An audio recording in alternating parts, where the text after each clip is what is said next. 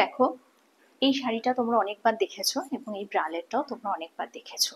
তাহলে নতুন কি? শাড়ি পরায় নতুনত্ব, শাড়িকে কমফোর্টেবলি এবং কনফিডেন্টলি ক্যারি করায় নতুনত্ব, তোমার চলায় নতুনত্ব, তোমার ফিগারে নতুনত্ব। নাই যদি হয় তাহলে কেই বা দেখবে তোমায় রোজ রোজ একই জিনিসে? তাহলে সবার মাঝখান থেকে যদি তুমি নিজেকে একদম আলাদাভাবে দেখাতে চাও, আলাদাভাবে ভাবতে চাও, তাহলে কিন্তু সবার আগে তোমার মানসিকতাটাকে ঠিক করতে হবে। কারো ক্লিভেজ দেখা যাচ্ছে, কারো ন্যাভেল দেখা যাচ্ছে, ওটা দেখে আমি ভীষণ লজ্জিত, একদম শরমকে মারে পানি পানি। না, আমার মনে হতে হবে যে সে পড়েছে, তার ব্যক্তিগত ব্যাপার, আমি পছন্দ নাই করতে পারি, বা আমি যেটা পড়েছি সেটাও হয়তো অনেকের পছন্দ হবে না।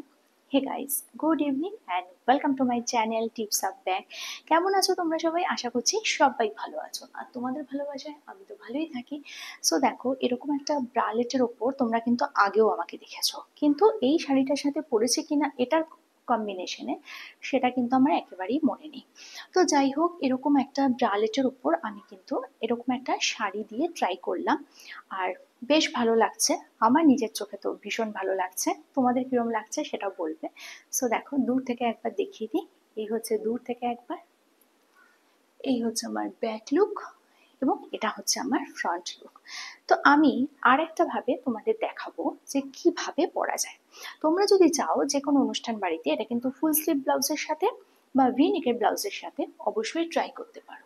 যেটা দিয়েই ট্রাই করো না কেন, কনফিডেন্ট এবং কমফোর্টেবল, এই দুটো শব্দ যেন এখানে থাকে, তবেই কি একটা ড্রেস কিন্তু যথেষ্ট বেশি স্যুট করবে তোমাকে। তা না হলে কিন্তু ভালো লাগবে না। যতই তুমি দামি দামি ড্রেস পরো না কেন, যতই তুমি ভালো সাজো না কেন, যদি তোমার মধ্যে সেই কনফিডেন্সটা না থাকে না, তাহলে কিন্তু আসবে না। আর একটা ছোট্ট কথা বলে রাখি, যে কোনো জিনিস আর্টিফিশিয়াল ইউজটা কম করতে হয়। ধরো মাঝে সাঝে 9 মাসে 6 মাসে আমি ফলস আইল্যাশেস লাগাচ্ছি, ইটস ওকে, কিন্তু যদি আমি সবসময় ফলস আইল্যাশেস, সবসময় আইব্রো পেন্সিল আমাকে ড্র করতে হয়, তাহলে আমার নিজস্বতা কি থাকবে? তো চলো, আসছি পরের লুক নিয়ে তোমাদের সামনে, ততক্ষণ সাথে থাকো। তো দেখো, শাড়ির আঁচলটাকে কিন্তু এরকম ভাবেও নেওয়া যায়। যদি তোমার ব্লাউজের গলা ভি নেক হয়, যেহেতু আমি এখন এটা ব্রালেটের ওপর পরে আছি বলে এরকম লাগছে, এরকম লাগছে মানে ব্রালেটের ওপর পরে আছি বলে লুকসটা হয়তো অন্যরকম লাগছে। এটা কিন্তু আমি ভি নেকের ওপরও পরতে পারি, তবে হ্যাঁ, ভি নেক পরলেও কিন্তু ক্লিভেজ দেখা যায়। তো যারা কমফোর্টেবলি সেটা বা শো অফ করতে যাদের কোনো প্রবলেম নেই, তারাই একমাত্র ভি নেক পরো। আদারওয়াইজ ভি নেক পরার আগে একবার না 100 বার ভাববে।